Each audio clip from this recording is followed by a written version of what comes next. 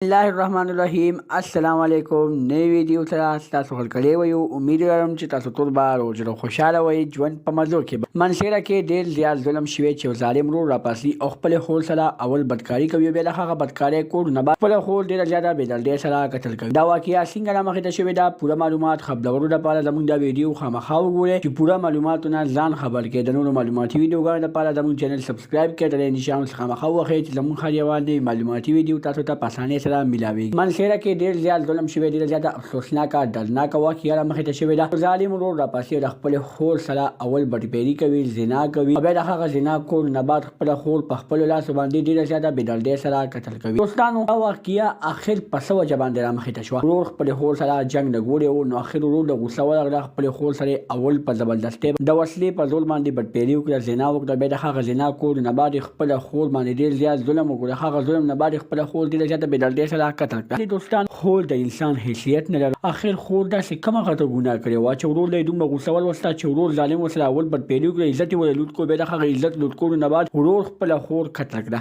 خور خالي دومره ګناه کړې وه چې ورور ته یې نصیحت کړی و چې پردو جنکو پسې مه ګرځه. ورور به یې پردو جنکو پسې ګرځېدو، د دغه پردو جنکو په وجه باندې خور خپل ورور ته نصیحت شروع کړو، ورور دغه رنګې کار وکړو. الله دې وکړي چې دغه ورور ته ښه بدترینه سزا ملوشي. د نورو معلوماتي ویډیوګانو لپاره زموږ چینل سبسکرایب کړئ، د نشان څخه خامخا ووهئ چې زموږ هر یوه نوې معلوماتي ویډیو تاسو ته په اسانۍ سره ملاویږي. والسلام.